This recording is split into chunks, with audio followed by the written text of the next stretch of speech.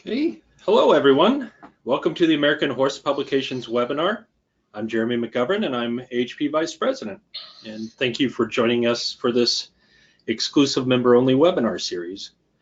Before we begin, I'll go through a few housekeeping chores.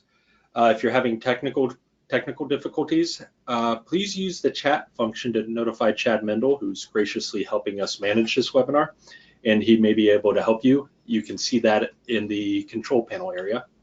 You'll also see another area for questions. We'll have a Q&A session after this webinar, but at any point, type in your question and we'll go through as many of these as possible. This is being recorded, so if you want to rewatch this episode or if you miss it, you can catch it again. This will be published on the American Horse Publications site, and as an AHP member, you'll receive email notification when this is live.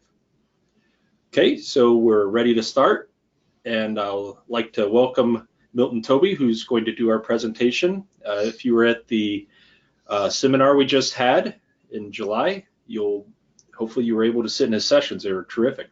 And I'd like to welcome you. Milt, take it away. Thanks, Jeremy, and thanks, Chad, for doing all the electronic behind-the-scenes stuff here. It would baffle me. And everybody who's listening, thanks for joining us for the webinar today. We're going to be talking about fair use and how it applies to copyright law.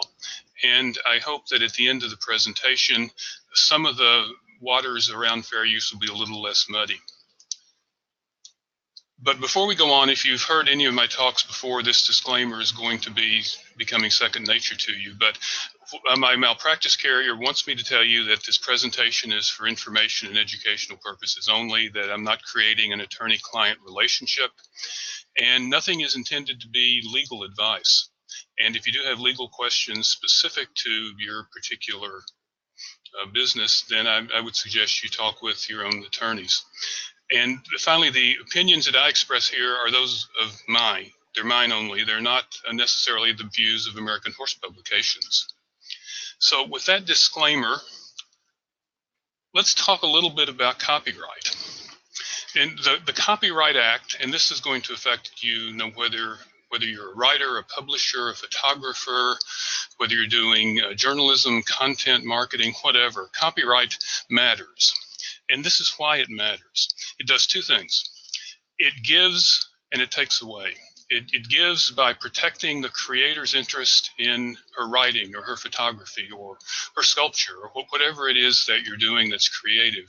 But then it also takes things away by tacking on exceptions to the legal protection in the statute. And in this webinar, we're going to discuss one of these exceptions. It's called fair use. And fair use is a confusing word because it isn't necessarily fair. And that's what we're going to try and explain today. First of all, a little bit of a history lesson. The first copyright law was enacted in England in 1710, so over 300 years ago. It's called the Statute of Anne. It was named after Queen Anne. And as far as I can find, it was the first recognition anywhere that an author or a painter, there weren't photographers then, of course, or a sculptor, or anybody who does something creative, that they have a protectable property interest in their creation. And when we're talking about copyright, that's really what we mean. That if you create something, if you write, if you photograph, if you sculpt, then you are the owner of that work and you have rights that protect your ownership. And remember, copyright means exactly what it says. It gives you the right to copy what you've done. And this is what we're going to talk about. This is the copyright protection in the US. This is the wording of our Constitution. So copyright in the United States is as old as the country. And with excusing the sort of inartful capitalization that they used back then, this is what the Constitution guarantees to you as a creative person. To promote the progress of science and the useful arts by securing for limited times to authors and inventors the exclusive right to their respective writings and discoveries. This is the essence of copyright. The law is giving you property interests in what you do. This is what we're going to talk about today. This is the roadmap for my presentation. I'm first of all going to tell you 7 words that are all you really need to know about copyright. The copyright statutes are long and they're complicated and sometimes they're incomprehensible. I will tell you 7 words that make everything else go away. We're going to talk about the fair use exception. We're going to talk about what fair use really means. And we're going to talk about how courts decide what's really fair, because it probably isn't what you or I think fair really means. We're going to talk about what it means in the real world, and then I'll have a summary for you, some takeaway points, and then we'll have time for questions as well. But these are the 7 words in copyright. And again, if you've heard me talk about copyright at AHP, you've heard it before. This is the essence of copyright. If something is mine, it isn't yours. I want you to think for a second about what that really means.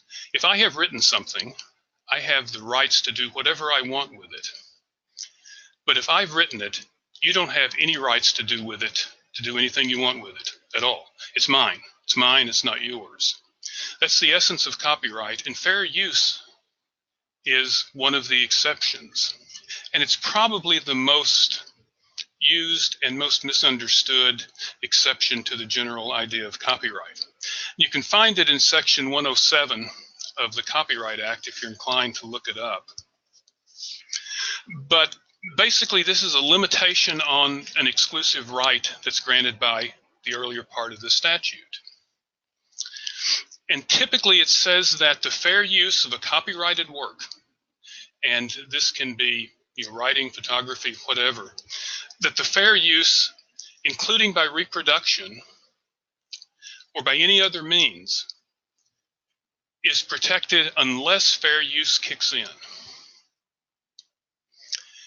Ordinarily, if I have written something or I've made a photograph and you have used it without my permission, that's an infringement of my copyright. It's an infringement of my property interest in my creation. But fair use says that there might be some instances when you can use this without my permission and not get in trouble. That's why fair use is so important. It's important to the copyright holder, because the copyright holder needs to understand that not every use of the copyrighted material is an infringement, but it's also important to the people who want to use copyrighted material without having a license to do so. So both sides of the copyright fence need to understand how copyright works. If you are a photographer working at a horse show, for example, you're covering the horse show for a magazine, and one of your photographs winds up in someone else's magazine. You have a copyright interest in the photograph. The magazine you're working for has a copyright interest. Somebody else has taken your photograph. Maybe that's a fair use, maybe it's not. And at the end of the presentation, I hope we'll have a little better understanding of exactly what that means. But basically, fair use means that this is an exception to copyright, and you may not get in trouble. And this is how fair use works. Unless there's a lawsuit, fair use doesn't really matter, because fair use is a defense to a copyright infringement lawsuit. But I've bolded potential defense on the slide that you're looking at right now, because there's no guarantee that fair use is going to be a viable defense. And that's the problem with fair use that we'll get into shortly. But this is the purpose of fair use. It's to give someone who is using copyrighted material without a license, without permission, a legal way out in some cases. So what about it? By now you may be thinking that you can just use an article or photograph or video created by someone else without getting in trouble. If you think your use is fair, problem solved. There you go. We could end the presentation right here if this was correct. Unfortunately, it isn't. It's a lot more complicated than that. So not exactly. This is where we need to get into what fair use actually means and not what people think it means. There is a vast difference here. And this is the problem. Section 107 that I discussed a couple of minutes ago introduces the idea that fair use is an exception to the general copyright statute. The problem is it doesn't tell you what fair actually means. Now, I have an idea of what fair means in my business. I'm sure you have an idea of what fair means in your business as well. But the statute doesn't tell you who's right, doesn't tell you who's wrong. So trying to figure out what the limits of fair use as a defense to infringement really are, it's up to the courts. Which is why I say this doesn't come into play until there's actually a lawsuit. Because until there's a lawsuit, there's no way to know whether your use is fair or not. Courts are going to decide on a case-by-case basis. And this creates all sorts of problems and complications and potential legal traps for people who are using copyrighted material without a license or without permission. And I will say this as we're moving along, probably 2 or 3 times. The safest thing always when you're dealing with copyrighted material that you want to use is to get permission. Ask the author, ask the photographer, ask the videographer, can I use this in whatever use you want to put to it? But you may not always be able to do that. You may not want to for whatever reason. So you can rely on fair use, but you won't know ahead of time whether that's proper or not, whether your use actually is fair. And this is the complication that Section 107 builds into the idea of fair use. So what this means is that if you're being sued and you claim fair use as your defense, you won't find out if your use is really fair in a legal sense until after the trial. And by then, it's going to be too late. So anytime you're thinking about using someone else's copyrighted material and you want to rely on a fair use of that material, just be aware of the fact that there's no way to know until you get sued and you either win or lose. If your use was fair, according to the court's interpretation, then yes, you won. Your use was fair. If the court said no, your use wasn't fair. So this is the problem. Fair use is a very powerful defense, but you don't know ahead of time whether it's really going to work. So always keep that in mind when you're thinking about relying on fair use as a defense. And that's why I urge you again to always get permission if you can. Permission solves all of the problems we're talking about here. So how does a court decide? Section 107 of the Copyright Act gives the court 4 different options to consider when they're talking about fair use. The first one is the purpose and character of the unlicensed use. This is the way you are using the material you don't have permission to use. You don't have specific permission to use, at least. And there are lots of things that a court's going to look at. And primarily, they're going to look at how you're using this. Is it a commercial use? Is it something that you're using to make money from? Or is it a nonprofit educational use, for example? And think about this for a second. I'm a photographer. I'm at a horse show. I'm taking photographs that I want to sell to other people. I'm sure you've dealt with horse show photographers in the past. That's a commercial use by the photographer. If you want to steal one of my photographs and sell that to my client, that's going to be your unlicensed use of my copyrighted photograph. And it's going to be a commercial use. Courts are going to be unlikely to find that your use of my copyrighted photograph in that circumstance is fair use. But what if I want to pull something off the internet and use in an educational webinar like this one? I didn't take anything off the internet, but say I did. And remember, the internet doesn't change copyright law. If something's posted on the internet, that doesn't automatically make it in the public domain. Copyright restrictions still apply. But because this is a non-commercial, non-profit educational use on my part, and I got sued, chances are, and I always emphasize chances are, a court will say, okay, that is a fair use because I'm not making any money out of the webinar. So the first thing a court is going to look at is what's the purpose and the character of the unlicensed use.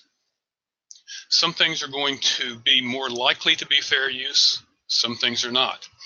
If you are working for a magazine covering an event, for example, news reporting typically is a legitimate fair use. but not always. And we'll talk about a particularly important case in a bit where news reporting didn't really fly. But that's going to be the first of the 4 factors. How are you using my material that I created?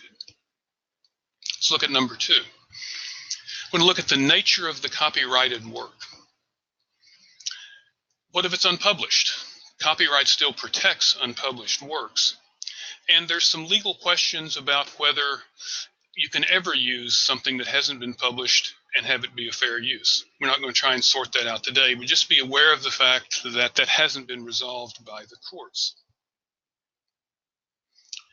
So this is probably the least important of the 4 factors we're going to talk about, but it's something that a court will consider. The decision of whether a use is fair isn't going to turn on factor number 2, but it's going to be part of the mix.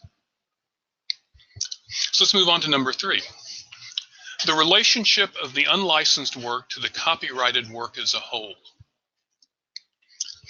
What you really would like to see here, and you won't be able to find it, but what you'd really like is a formula that says that if you use 1% of a book, you're using a few hundred words of a copyrighted book, then that is going to be a fair use because it doesn't exceed a certain percentage. That would be really nice. That doesn't work because there are a lot of different factors that play into this. It isn't just a numbers game or a percentage game. And again, we'll talk about a case where this is very well illustrated. But you need to look, and a court needs to look at how much of the copyrighted material you're using. You know, if you are borrowing a snippet from someone else's copyrighted video to use in a review of that video, that's probably going to be okay. If you are taking 5 minutes of a 7-minute horse show video that you are using without permission, that probably is not going to be okay. But again, probably is the operative word here. There's no way to know for sure. So let's look at number 4 for a second. And this is probably the most important of the 4 factors that we're going to talk about. A court's going to look at whether the unlicensed use has affected the potential market value of the copyrighted work. And this is an example of what I'm talking about here. Think of me again as the horse show photographer who is taking photographs at a horse show and then selling them to my clients. If you are, I will politely not say stealing, but if you are taking my photographs off of the internet, printing them, and then selling them to my clients without my permission, there is a significant effect on the economic value, the market value of my work. And this is what copyright is protecting. It's protecting my right to exploit my work. And if there is an unlicensed use that is seriously diminishing the market value of my copyright protected work, this is as close to a guarantee as I can give you. A court is not going to say that that's a fair use. If, on the other hand, there is a situation where my copyrighted work doesn't really have a market value, or it had a market value once and doesn't anymore, perhaps it's a book that's out of print, then your use of that copyrighted work without my permission may be closer to a fair use because it isn't hurting me anymore. One of the things to keep in mind is that under current law, the copyright protection extends from the lifetime of the creator plus another 70 years.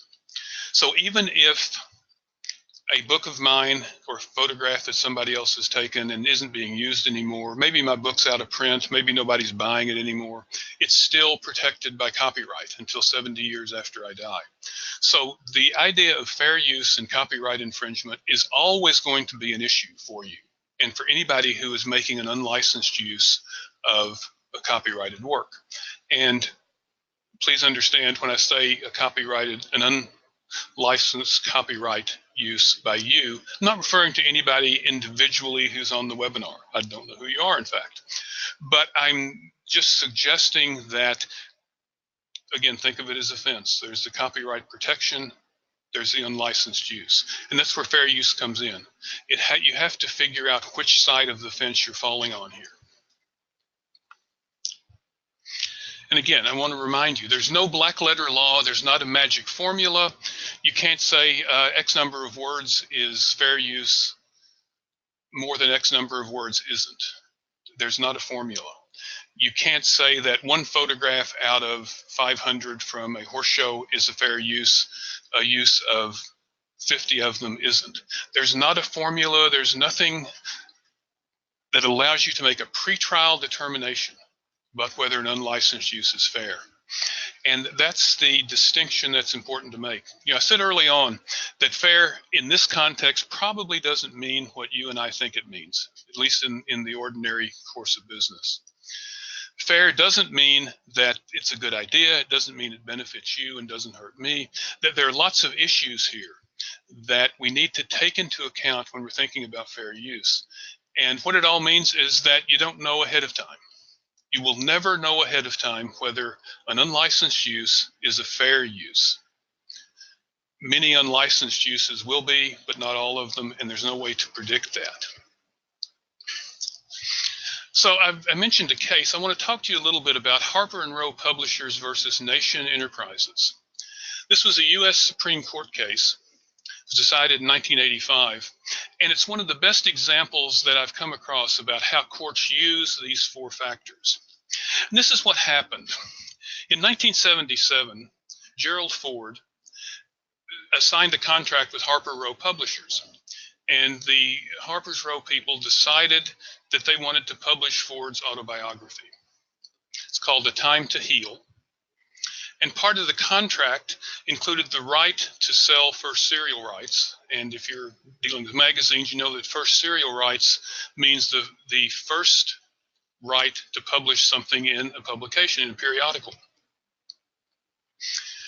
So Time magazine was interested in this, and they wanted to pay $25,000 to Harper & Row to serialize part of Gerald Ford's book.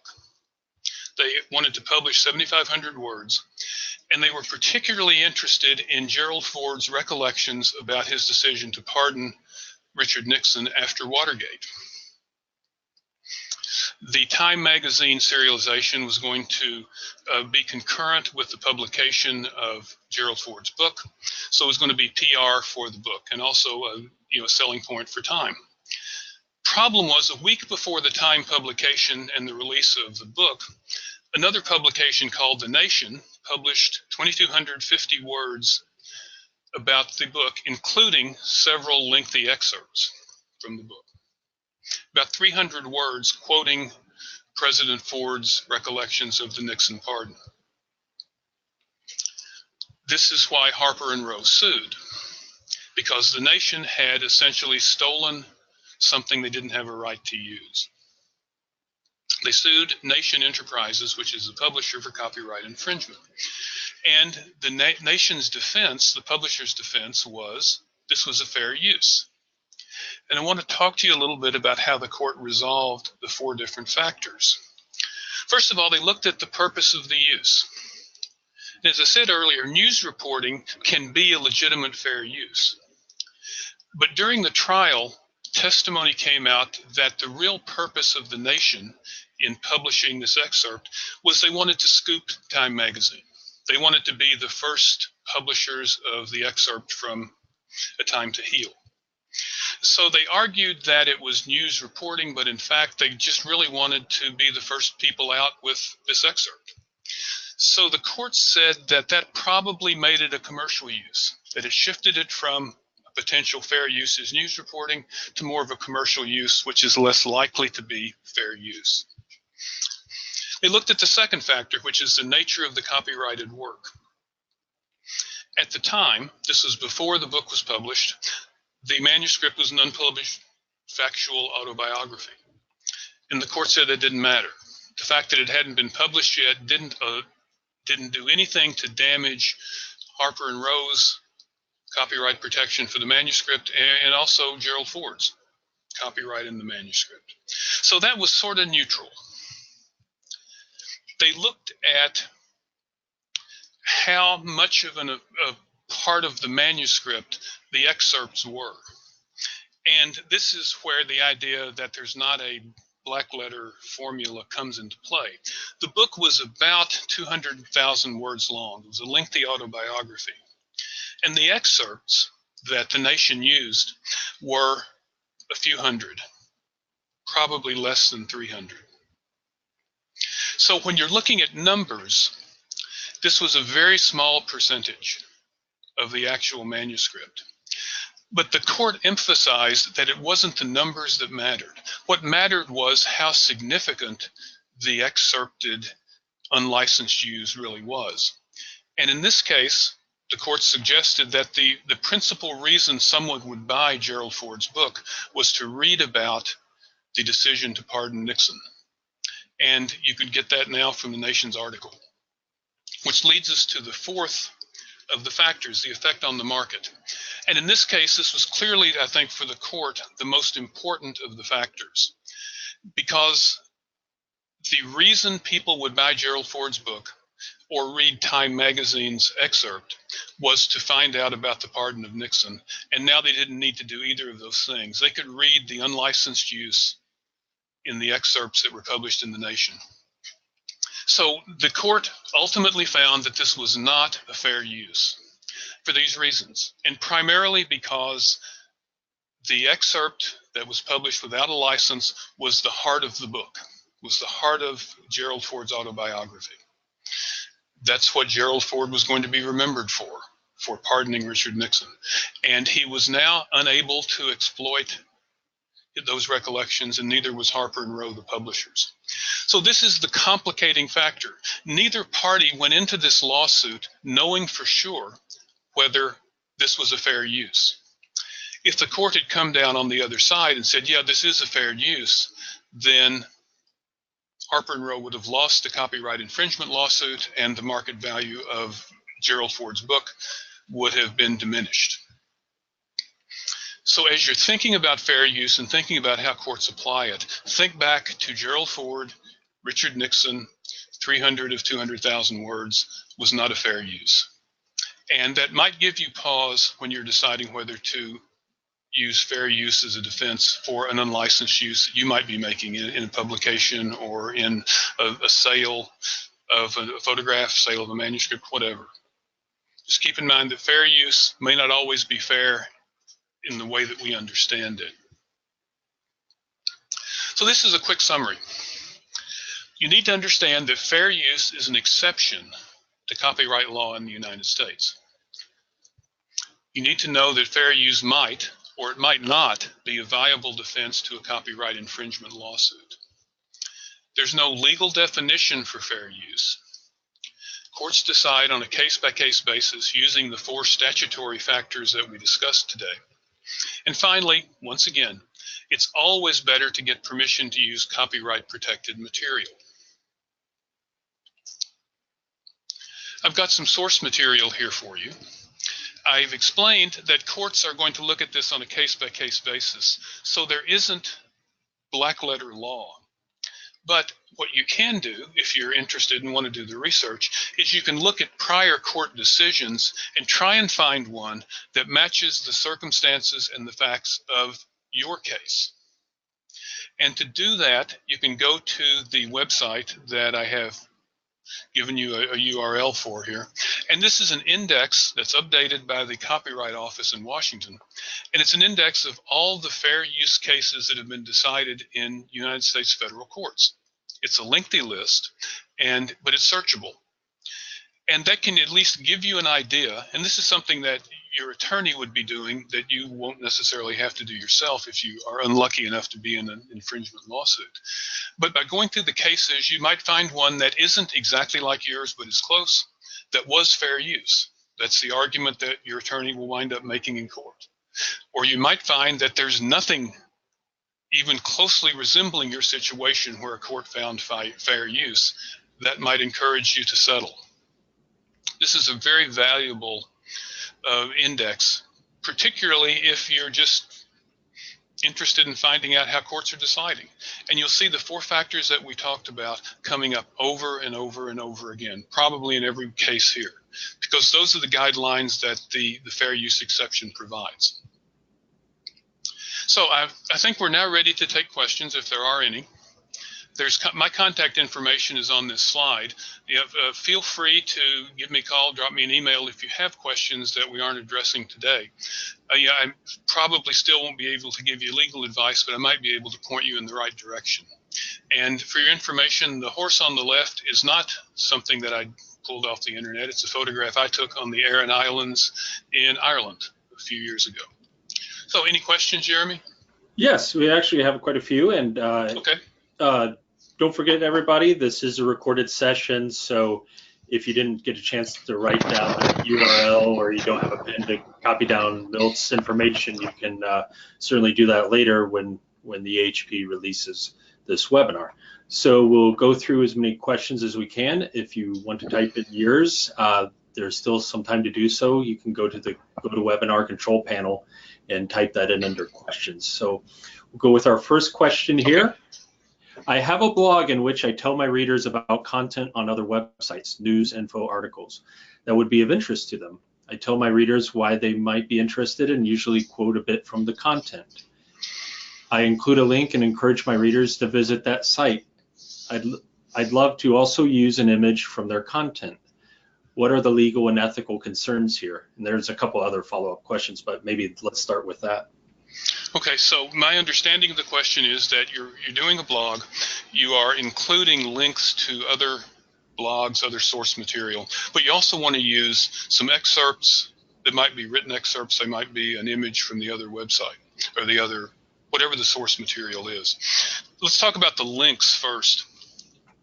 Typically, and again, courts haven't settled this question entirely, but typically if all you're doing is including a link to another website, that is not going to be an infringement of the other website's copyright, typically,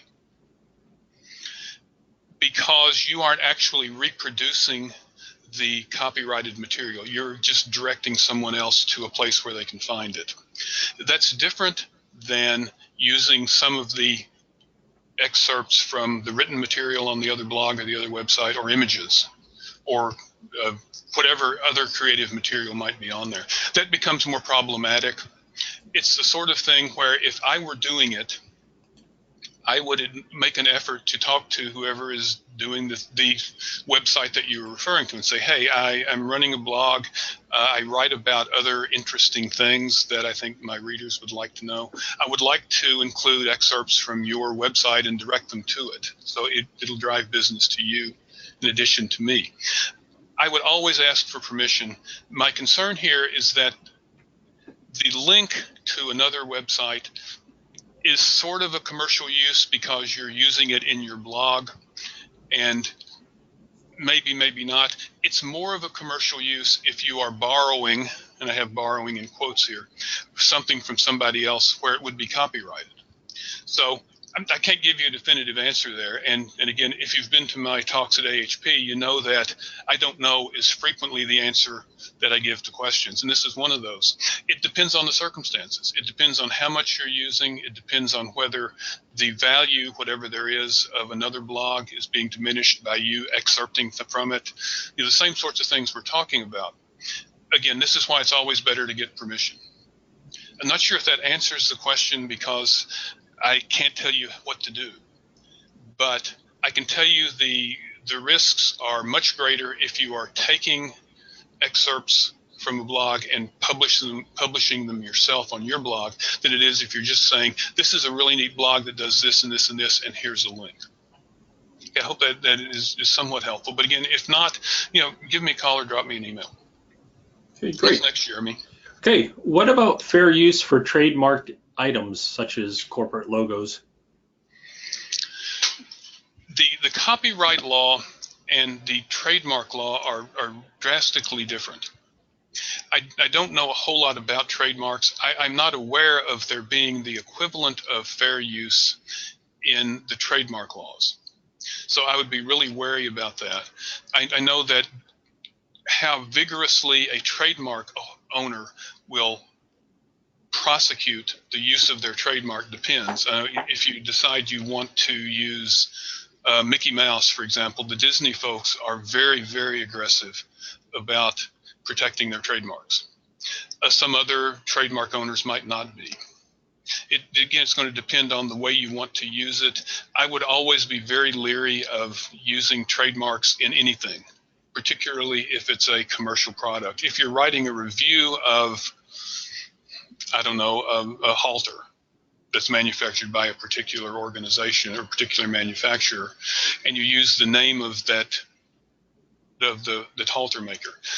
If you're saying something good about them, they're not going to complain. If you're saying something bad about them, this is a terrible halter, the stitching is awful, or the leather's terrible, then they're more likely to complain. But again,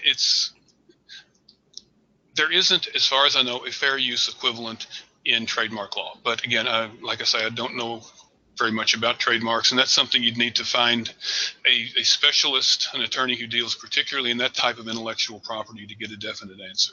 But it's always going to be risky. Okay. And speaking of permission, I'm sure ideally written permission is the best. Does verbal permission hold up in court? It depends on what you're asking for.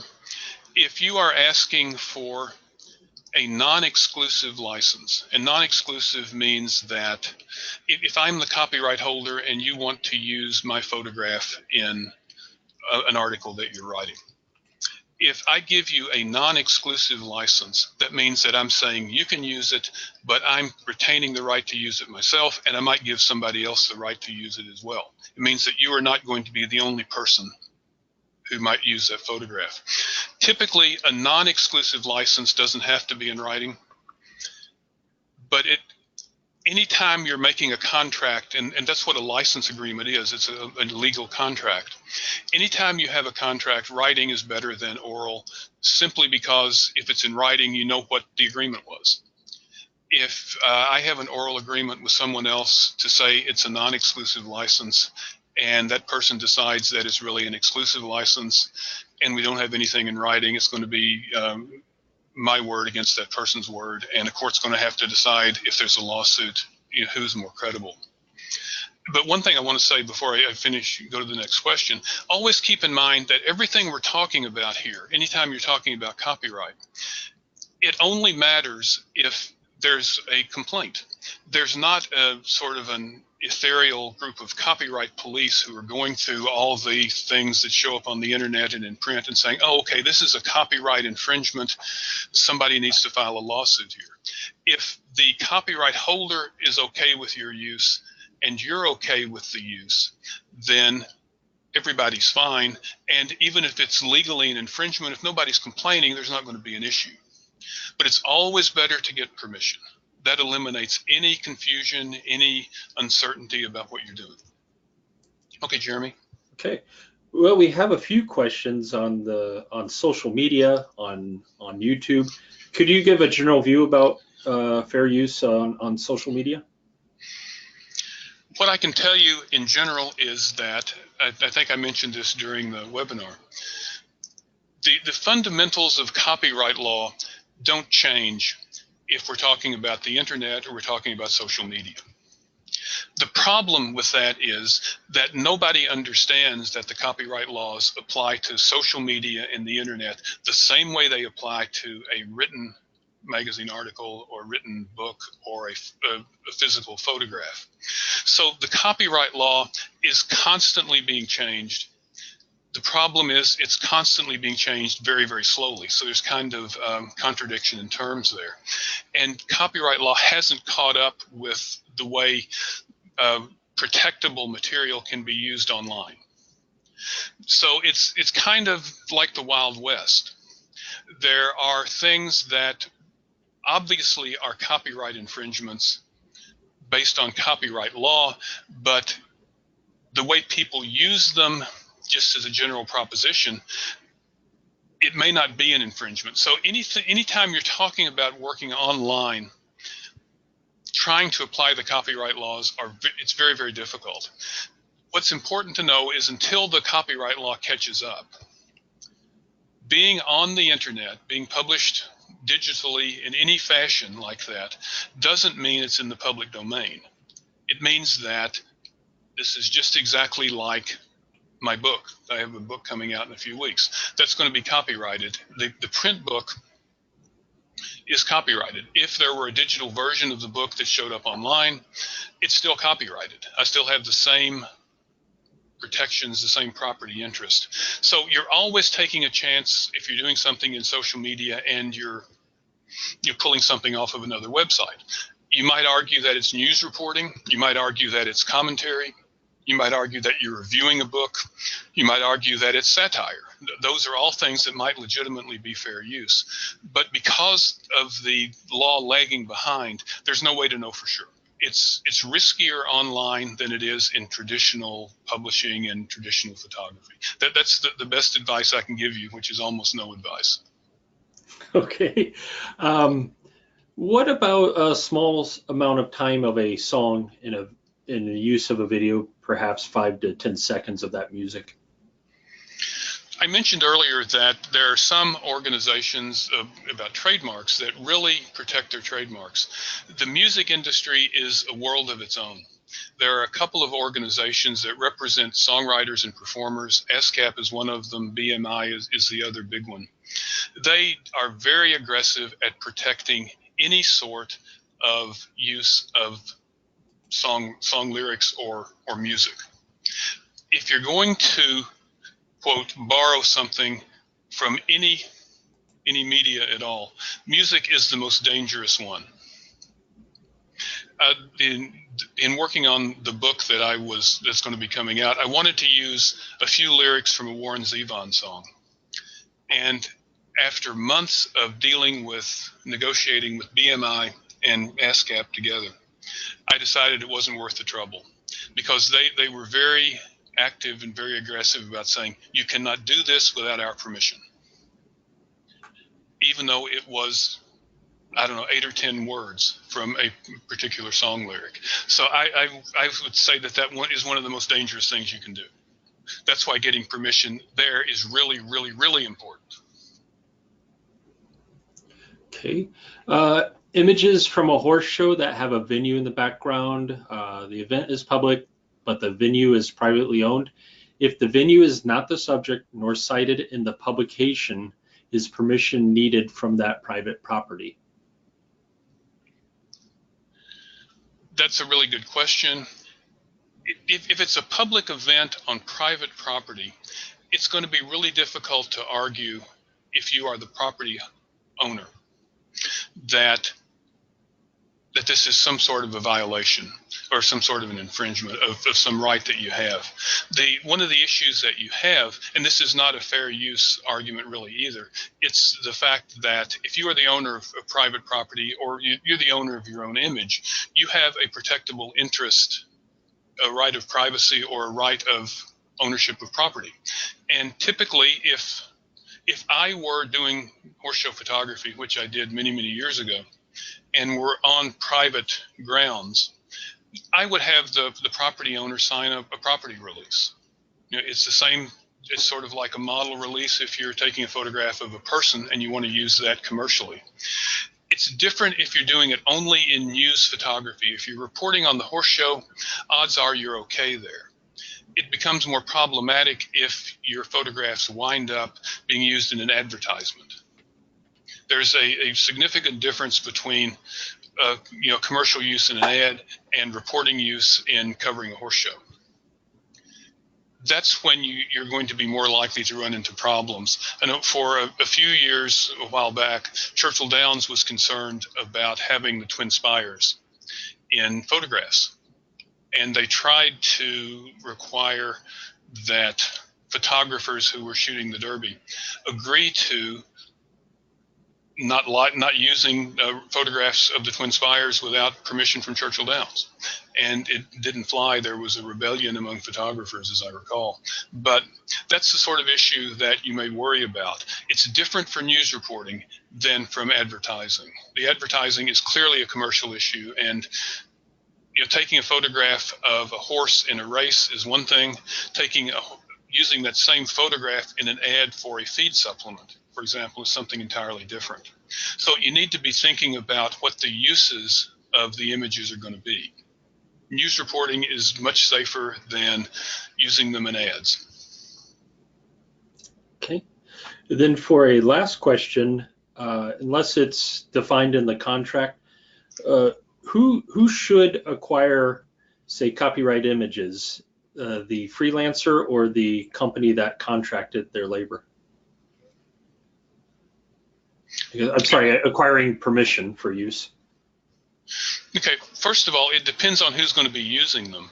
If the freelancer, let's say we're talking about you're writing a freelance article and you want to use a photograph that is probably copyright protected. Say you're talking about, I don't know, hay. You're writing an article about hay, and you want to use a photograph of this huge truck carrying the 1,000 bales of hay that somebody has taken, and it's probably copyright protected. If I were the author, I would say that the magazine needs to do this. They're the ones who need to get any sort of permissions, because you don't know what they're going to use. The difficulty sometimes is that if you have a publishing contract, the contract may say that you as a photographer, the freelance photographer, or the freelance writer for that matter, are going to hold harmless the publication and indemnify them if there's a claim. And a claim here would be copyright infringement if you wind up submitting with your article a photograph that somebody else owns. So that's where it's important to, first of all, have a contract, but it's also important to understand what the contract means. And that's an entirely different discussion here.